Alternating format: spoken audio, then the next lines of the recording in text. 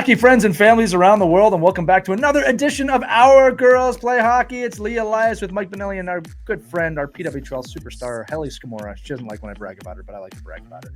And today we are talking about hockey life balance. You know, when we brought this topic up, many of you may be thinking the same thing we are. What balance? What are you talking about? There's no balance with hockey. It's just hockey. Life comes after that. There's no balance. But we did want to talk about, specifically in girls' youth hockey, about that balance of what does it mean to be playing hockey, be a young lady, growing up, going through school, going through everything else.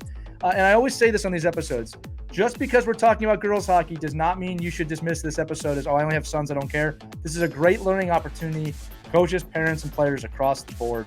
And we have, again, one of the best with us here today to talk about it. So, Hailey, I'm gonna kind of start with you here today. Let's just talk about your own experience growing up. What did a balanced week look like for you during the season with school, training, recovery, life? I mean, was there any balance? In my youth days, I do not believe I had balance. When I look back on my schedule, like it is mind-boggling to me how I just did all of it. It was crazy. So hockey was super busy, school was super busy. You're at school from like 8 a.m. to 3 p.m., then you go right to hockey, then there was just so much travel and it felt like I never really had free time. Like my mom always said, like, why would I cook you guys dinner? Like you're literally not home. Like Right. yeah, I make it and you're like, oh, we're off. So I think I definitely think I could have maybe had more balance growing up. I don't know how, if I'm being honest. I think that's just kind of the way the schedule is. Right. And it's kind of hard to work around that, I feel. Um, Just on that thought, what would you yeah. like to have been more balanced? Like pretend there was a few more hours in the day, right? Like when you Yeah. say that, like I would have liked more balance. What does that mean? What do you think you would have liked to include? More downtime. Like I Okay. think it would have been nice to like just have time that wasn't dedicated to sports or to school. And like I said, it's kind of hard because school does take up a lot of your time just in Yeah. general, and there's nothing you can really do about that. And then hockey, you're excited to go to hockey, and I had fun doing all that. But when I look back, like I don't know how much time I really had to do anything besides a sport, Right. nor did I really know what to even express interest in outside of a sport. So I think that was maybe my biggest, maybe area of opportunity growing up would have been to find something outside of sports to do that I enjoyed. Because like I think it was great that I did do other sports. I did tennis, I did soccer, but again, it's like active, like so much activity. And so it would have been cool to like, I remember I tried the viola for maybe 2 months when I was in like fourth grade. I just didn't have the time. They're like, you're not practicing. I go, no, I'm not. So like that was also maybe my own interest wasn't quite there, but like maybe to have cultivated like different interests would have been maybe good for me.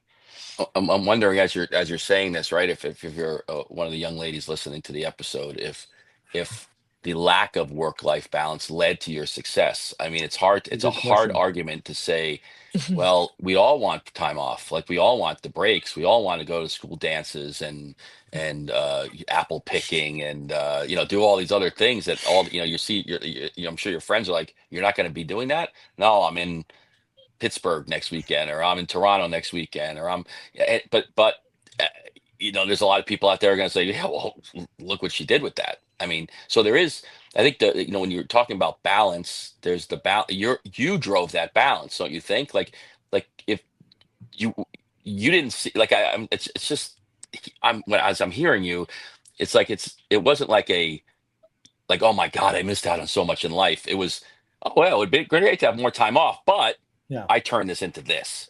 And that's just not for everybody. That's very true. It is so hard to say because, like I said, I did try other things. I'm like, I'm just not interested, right? So like maybe it's like overthinking it, but I feel like as I got older, I had to like teach myself to take breaks. And I don't Mhm. know if that came from that kind of mindset where it's like you always have to go, you always have to be doing something active. Like it took a while to rewire my brain to be like, rest is okay. It is okay to just sit and be still and like recover and things like that. So maybe just like sprinkling those lessons in a little bit when I was younger would have been good. But like you said, I am where I am today, no doubt because of what I, did growing up and what I've continued to do, throughout my years. Well, I think that's where we falter, right? When you don't feel somebody's nipping at your heels, and you say, "Oh, I could take a little break here," and all of a sudden somebody flies by you, like, "Oh, what happened there?" Like that's my fault. Like I allowed that to happen. So I think I love the hearing the competitiveness. Like that's the like you want everybody to enjoy the game, and you want everybody to not want, like as a coach, you're like, well, you want the balance for mental health, but you're like, I don't want you having the balance for my needs. Like my needs are you have no balance. I want you to go, go, go. And I think, but to your point, that's driven by the athlete. Like think about all the girls you grew up playing with that decided to do other things, like and join the chorus and join the plays and did all the like you're like, well, they're not playing professional hockey, but they might be professionals in something else. So their work, their hockey life balance was maybe a different, you know, insert subject here in life balance, right? That's true. Yeah, I think it's I mean, you can't be definitely everything. interesting. You You can't have can't do everything. everything. That's very true. That's very true. That's why I kind of was more so equating it with like the rest piece rather than like maybe having to do other things. Like you don't have to do a musical instrument if you don't want to do it, but like maybe reading, maybe like just spending time with family like outdoors and doing something just separate, right? I think I eventually did that when I was in like middle school. Like my mom, I remember we got like a cottage, and in the summer, we took a week off of all sports and just were at the cottage and just doing cottage life. Yeah. And I still remember that time. It's one of my favorite times, that I can remember, like reminiscing growing up, right? Like, and it was something completely separated from sports. And that was a nice, separation for me, I think, at the time. And yeah, like you said, I remember missing school dances. I remember, but that was of my own choice, right? Like Correct. my parents did not force me to miss a dance, but there were times where I was like, "Oh, I really wanna go to this dance," and then, um, I had hockey instead, but I did choose hockey. So, I do not regret any of those decisions at all because they definitely led me to where I am today, for sure. So this is where I love to bring this up, and this is always a hard distinction I think for parents is that Haley, you wanted this. You Mhm. wanted this life. You wanted to be on Team USA. You wanted to be a pro, a collegiate player. You wanted it. You wanted it. Okay. I'm sure your parents wanted it too. But at the end of the day, and this is the truth, and I'm gonna ask a question about this, is that is the X factor when it comes to this conversation. We cannot create that drive as parents. You can cultivate it for sure, but you can't create it. Doesn't matter how much you want your kid to play pro hockey. If they don't want it, even if they do want it, there's a very low chance of it happening. Okay, but if they don't want it, you can't force it. So I always say with these hockey life balances, work life balances, I think it's a crock in terms of the discussion. Like we're bringing it up as a discussion, but the truth is this: I don't think there is a balance. I think there is a priority balance, and I think we need to change the conversation. I think I've talked about this before. Of it's not about finding this balance between 15 different things. That doesn't exist. It doesn't make sense. We don't live our normal lives that way. Nature doesn't work that way, But you can prioritize. All right, my family is very important. Hockey is very important. Hopefully, school is very important, right? And then you prioritize and balance based on that. For Hailey Scamurra, hockey had to have a high priority in terms of balance within her day, and you and your parents found a balance with that. But like, I love that you brought up. Yeah, I tried the clarinet. Wasn't for me. That's okay, right? You tried it. I think just the Mhm. fact you tried it, reading, relaxing, doing other things. To me, like the dipping the toe in and seeing what you're going to like is part of the balance. But the question I do want to ask you, Hailey, is that knowing that you wanted to make it, your parents, and it sounds like both of them did a great job with this on different sides because your father coached. Mhm. They must have had to find a, how do I say this?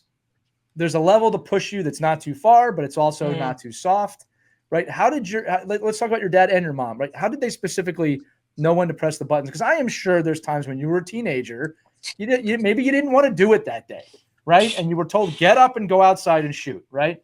How do you Mhm. find that worked? I think so my dad was definitely more of like the pushing of the buttons. Still is. I love him. We've worked through it and everything, but he was definitely really hard on me. But then I had my mom who is super chill and was like the kind of like safety net for me, right? Like someone I could just Right. go to vent and relax and like not talk hockey and things like that. So for me, that was my balance. It was my Right. two Literal parents, balance. literal balance. And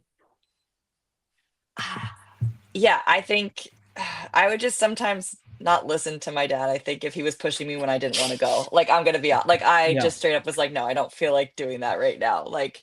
Um, but it was hard at times because then he would, get upset and then I'd have to like kind of navigate that a little bit. But overall, I feel like I did a good job of pushing myself. Like I feel like he never really had to push me that often, Yeah. honestly. Like Right. it was never really him being like, you have to go to practice today. Like I never dreaded really going to practice, except of like a little bit when I was with the boys and I wasn't really comfortable with the boys. Like I Sure. knew I wanted to switch to girls. That was maybe the only time that I can think of in my hockey career where I was like, I don't want to go to practice kind of thing. Um, but I don't remember him ever having to like force me to go. Like I think that was always intrinsic in me.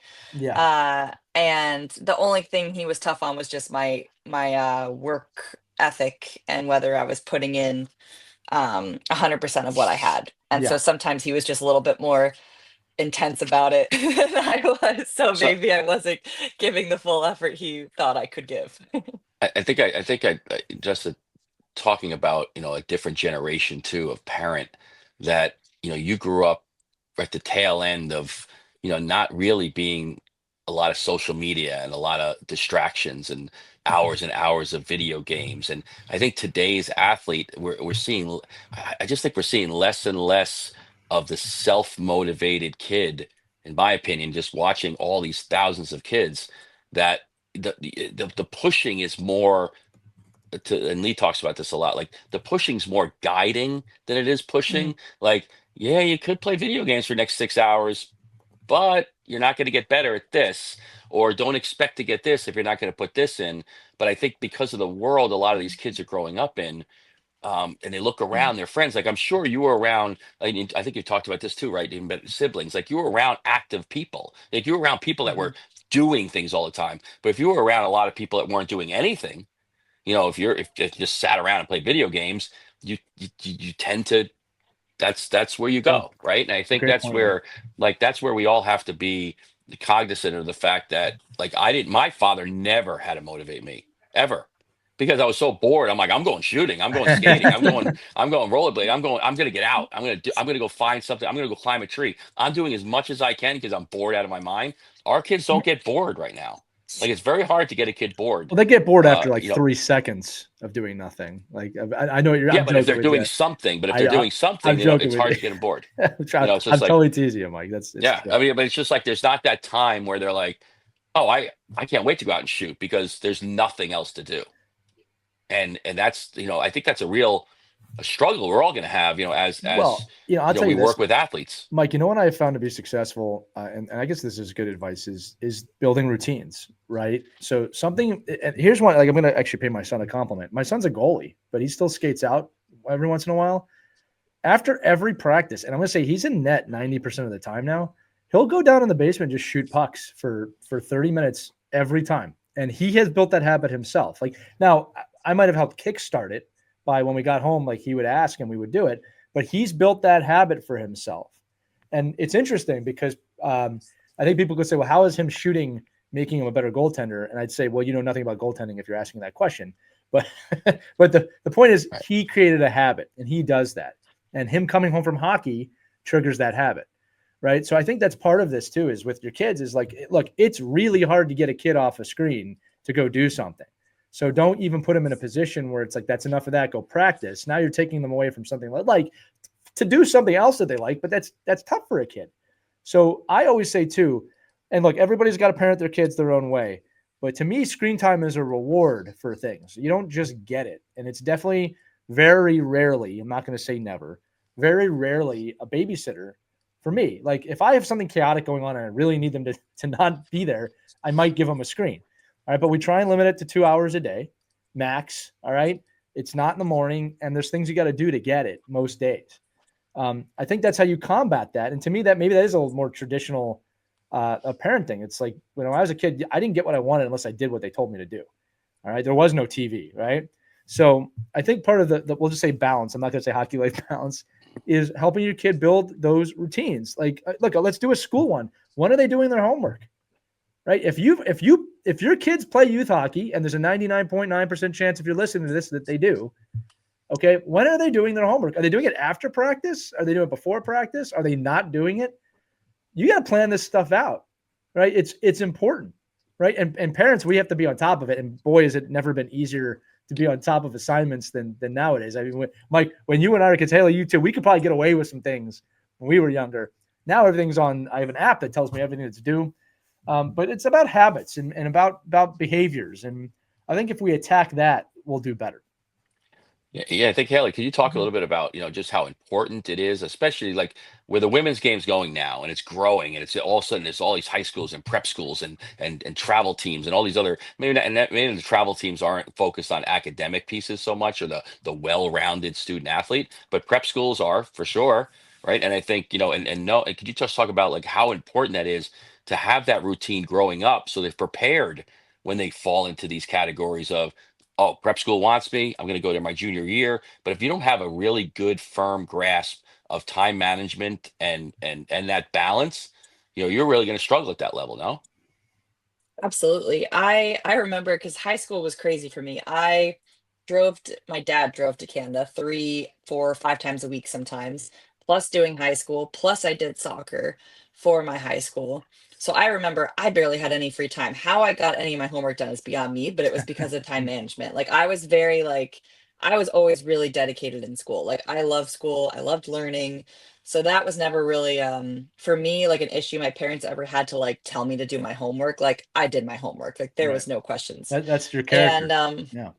yeah, thank you. But yeah, so I think that was massive for me to like learn how to manage that time. And when I got to college, when I tell you I was shocked by how much time I had, it was insane. Like college felt like 10 times easier than high school because I was like, I only have what, 3 classes at Yeah. most a day. Right. And then I have all this free time to do my homework. And then I get to just walk to the rink. I'm like, this is beautiful. Like, so I think when you really have like a hard time management, it really helps you later on in life when you do have more free time later on, I swear. So that was huge for me. Massive. Haley, it's funny you bring that up. I feel like I had the same experience. I did okay in high school. I was probably like a B student, but we Mhm. were doing a lot. And then I got to college, and it was so easy. I mean, you're learning about things you want to learn about. Mhm. I don't want to say you're free from your parents, but you have all this new responsibility that I felt like I wanted to take on. And then, I was walking to the rink, and it's like, and I'm on the ice all the time. It was almost freeing, but the work that you put in to get to Mhm. that point is how you got to that point. And I don't want to understate that either. Like, cause you played Division I college, you played very, very high level hockey, right? You paid your dues in lack of a better Yep. word. Yeah, it's funny Yeah. if you can get through. It's the boys' game especially. Like if you play like 18, 19U hockey, it is horrendous. Oh, it's tough. It is just fighting and all the BS and it's just. But if you can get past it, Yeah. all of a sudden you're in like hockey nirvana. Like it's Right. easier. It's actually easier to play. It's easier to play. It's to say that you watch these girls games and the women's game, and they're playing like 6 games in a weekend, tournaments all over the place. He goes back to back to back. But once you get past it, it's easier. It becomes, more freeing if you can find a way to get to that next highest level. Yeah. Now, like you're saying, all of that work and dedication and time management and figuring out how you're going to treat your body and your mind, that all kicks in. Well, and I have to say this too. And Hailey, look, Hailey plays at the highest level possible, college, pro, Olympian. But the idea is also there's nothing wrong with D3. There's nothing wrong with ACHA schools. There's just nothing wrong with Yep. any form of hockey past high school. And I think there was a time we downplayed anything outside D1 NCAA, and I just don't think that that's true anymore. I think the opportunities to play high level hockey past high school, if you play hockey past high school at any university level, that's insane. That's amazing. Congratulations, you've done it. I don't think we downplay that anymore. And then look, adversely, we had Chris Terry on, former Philadelphia Flyer. I always like to bring this episode up. He didn't play at all when he was 15 years old. He stopped playing hockey for an entire year at 15 due to some things like burnout, wanted to experience other things. Guess what? Dude still made it to a full NHL career. Got to play in a Stanley Cup final. Now, again, is he an outlier? 1,000%. All right. But it just goes to show you there's no path. There's no one path that if you do this, you're going to make it. And when it comes to balance, everyone's got to figure that out. But I implore parents, again, to think of it as priority balance. What do your kids want? I'll say that to parents. Well, they don't know what they want. Yeah, they do. They have a bit of a clue. All right. Hailey, you said something earlier that I look for in kids. You like going to practice. You wanted to be at practice. You wanted to play. That's a telltale sign that they're doing this right. If you are fighting your kid to go to practice every single time, that is a red flag. And it may be them, it might be you. I'm not gonna explore that. It could be a lot of different things. All right, but you shouldn't have to push your kid beyond a certain point. I like what you said, Hailey. And I want to reiterate this because I thought this was a really big point. You said my father always wanted to get the best out of me of what he knew I could give. That last part of that was everything. All right, because I think a lot of people miss that. Well, I need them to work harder. Well, do you have a bar on how high? Because some people don't. All right. And when I see kids crying and their dads or moms are screaming at them on the ice to go harder, and the kid is going hard, that kid's burning out. That kid's burning out. All right. So that's part of the balance too. We got about 10 minutes left, and I do want to turn the conversation here. Again, I say this on these episodes of Our Girls Play Hockey sometimes. We get to have the maybe uncomfortable conversations here that maybe don't happen too much in the stands or at the ring. Let's just talk about becoming a young man or becoming a young woman. All right. I'm going to preface this like this. We're all going through changes from 12 to 18. Okay. It's different for boys than it is for girls. It's different for everybody as it is for somebody else. I'm asking you as a male coach, maybe what am I not aware of that girls may be going through during puberty as hockey players, right? Keeping it to the topic. What should I be aware of? Is there anything that like I'm clueless to as a male coach that I should know, the audience should know? Do you see where I'm going with this? Because the truth is I don't know. I'm honestly saying that. I mean, probably the biggest one is obviously like hormonal changes. I think girls going through their periods and things like that. I mean, I remember for me in high school, I had terrible period cramps. They were like debilitating. I had to lie on my couch with a heating pad on, and I could not move. And I would like to say I'm a tough person and I could play through a lot of things. That was one thing that was hard to play through. And a lot of girls could be going through that. And if they have a male coach, they might not feel super comfortable talking about that with their male coach. Right. And so, I don't know how you open that line of communication. I think that's obviously up to the player themselves. And, but that can definitely be a huge factor. And just like emotionally, like maybe they're just having a tough day emotionally because of all the hormone changes and things like that. I think, we've talked about this a lot. Like, they haven't done that many studies on female athletes in terms of like their period and things like that. I think they're just starting to. Like, I've heard rumblings of things like that happening, but there's so many factors that we're not even aware of, I think. And so I think that's just something to obviously keep in mind, and not really something you guys can relate to at all. Not at all. And not at all. There's not much you can do for that, but just hold space for them if they are having those moments. Yeah. Hailey, I'll tell you this. I'm actually glad you're bringing it up because, believe it or not, because I do a lot of research on our topics, that was a top 10 topic to talk about in women's hockey. Right. So I'm glad that you brought it up. And again, you're 100% right. I've never experienced that. Not going to act like I get it in any way. I am always curious about how can I as a coach position myself best for my athletes. But I think that you're right of like that's based on the trust that an athlete has with their coach. I would never expect a female athlete to come up to me and say something uncomfortable. Right. But at the same time, I do have to ask the question, is there something communicatively that can be done that either the coach should do, the player should do to kind of, I don't even know what the right word to say here, I guess, broach that situation. Right. Because I can understand you're in pain. Like that I can Mhm. understand, right? And it's Mhm. like I don't want to push anybody if they're in pain. If you're, like you said, if you're debilitated, I'm not Mhm. trying to put anyone beyond comfort, right? In terms of that. Right. So how would I even approach that? Or do I just not? Do I just kind of play it as it lies? To be These honest, questions have I never don't. been asked before of anybody. Just say, I'm pretty sure I no one's ever asked these really, before.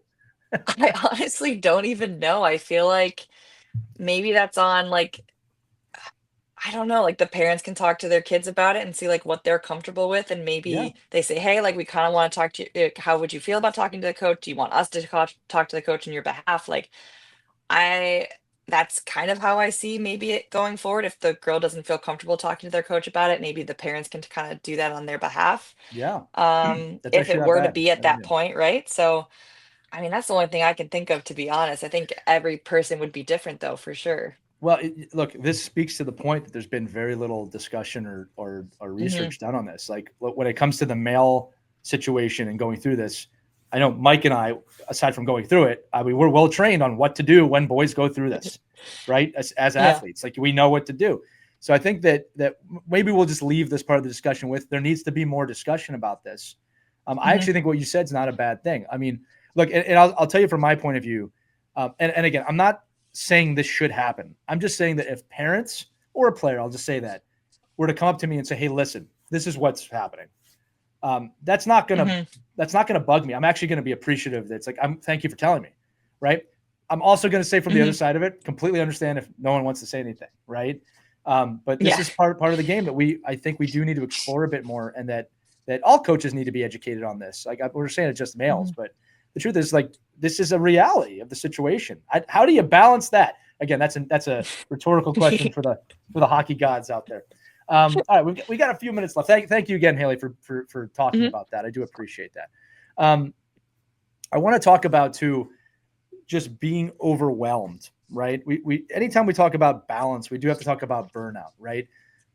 Again, you're a pro athlete. There are days you wake up and you don't want to do it. Now, as a pro Hmm. athlete, you know you got to do it tired. You got to do it a little hurt. You got to do it. 16-year-old Hailey was experiencing that too, I'm sure. How did you as a teenager get through that? What were the things that happened to help you there? My biggest lesson was, I think when I was trying too much, I had an actual burnout. Like I had pneumonia, I had Mm, so couldn't play through that one. But that was my sign that I was doing too much. So that's at the time where I was doing not college, high school soccer on top of hockey in Canada. On top of, I was at a prep school in Buffalo, Nichols. So doing that from 8 to 3 o'clock every day, and I would get home at like midnight, wake up at 6, do it all wow. over again. Like Yeah. literally, like I said, I don't know how I did it. Clearly didn't do it that well. I had pneumonia eventually. So Yes. I think that was my like physical sign that my body was telling me, hey, you're doing too much. So that's when I stopped doing soccer and I just stuck with hockey and school. And that helped immensely. So that was my physical body telling me, you're overwhelmed, please stop. So Yeah. I don't recommend waiting to get to that point. Right. Um, but I think, there's probably warning signs before that, right? Maybe there's like a kid who keeps getting injured, like a overuse injury, right? That could be a sign that like their body's overwhelmed. They could be, maybe a little more emotional, a little more, what's the word I'm looking for? Like reactive, Yeah. right? Yeah. Yeah. Short Those fuse. could kind of Yeah. be signs. Yeah, short fuse. I think those could kind of be signs that like their system's overwhelmed. They're doing too much. Let's maybe scale it back a little bit. So I think it's like looking at the warning signs and trying to be aware. And then that's where the burnout comes in, where they're sick of playing, sports or hockey or being around those kind of people. Right. So just being aware of it before it hits a breaking point, I think is huge. Yeah, and Yeah, I I think think that's parents can. I'll throw it to 1 second, Mike. I'll just say, parents sometimes we can be too hard on our kids. Say, suck it up. You know what I have to? It's like, no, if the kid's giving you signs consistently, we Mhm. play a role in that too. Sorry, Mike. Go ahead. no, exactly. I mean, that's why one of the reasons why it's so important that you're surrounded with educated coaches, because that coach should be, looking for those signs. They have to look for. It's just like when a player gets a concussion, right? The player wants to play. Player's like, I'm Right. playing, I'm Right. fine, I'm Right. good. It's just a little dinger in my head, no problem. But the coach's obligation is to Mhm. sit that player out. It's the obligation of the coach and the trainer and the people surrounding that athlete, especially as you get higher levels. Hell, how many times is a player getting hurt? You're looking at her in the locker room like, that girl should not be playing. Like, she's hurt. And she's just like, tape it up. Let's go. Like, you have to protect. That's what's great about thoroughbreds, right? That's what's great about athletes. Like, you're like I have to hold you back from hurting yourself. And that's a really difficult conversation. It's a really emotional conversation, especially as you get older and it gets really more cutthroat and competitive, that you think, if I sit out, I'm losing my spot. And it's really important for coaches and parents and trainers and administrators, to be that voice that says, we love you, we trust you, we value you, and we have to make sure we're protecting you. In closing, as we're running out of time here, guys, I'll tell you this too. Mike, it's funny you said that. I just had the discussion with my son about the difference between being hurt and injured the other day, like a genuine discussion about, what injured means and why you don't play through that, but also what being hurt means and how you make a decision to play through that. Right. And sometimes the decision is to not play, but that's part of the mindset of, I would never ask a player to play injured ever, unless they want to. And then we got in like the grandiose of the Stanley Cup Finals or the PWHL Finals. It's like, well, look, when you're playing for a Stanley Cup and that's the pinnacle of your professional career, you may play injured in that situation. Playing for a gold medal, you may choose to play injured, but that's the top tippy top. Well, if you're getting paid to play, right? Like right, if you're actually exactly. getting, if you're like, I say this all the time to the kids. I'm like, you're not earning a salary from this. Like, you're only injuring yourself for life. Like there's a big difference between getting paid to play and winning a Stanley Cup or a PWHL championship, and then saying, I got to get out there for my men's league game. It's just, there's a big difference.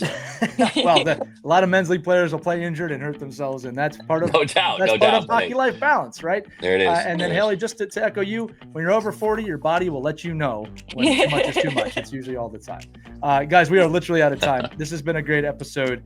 For those of you listening out there, again, any comments, thoughts, anything, topics you want us to discuss, email us at team@ourkidsplayhockey.com or use the link accompanying this episode in the description. You can text us, put your name, where you're from. Let us know what you're thinking. Let us know if you have things you want us to discuss. But for Mike Bonnelli and Hailey Scamurra, I'm Lee Elias. This has been another fun, action-packed edition of Our Girls Play Hockey. Find that balance, my friends. And in the meantime, we'll see you on the next episode. Have a good one, everybody. We hope you enjoyed this edition of Our Kids Play Hockey. Make sure to like and subscribe right now if you found value wherever you're listening, whether it's a podcast network, a social media network, or our website, ourkidsplayhockey.com.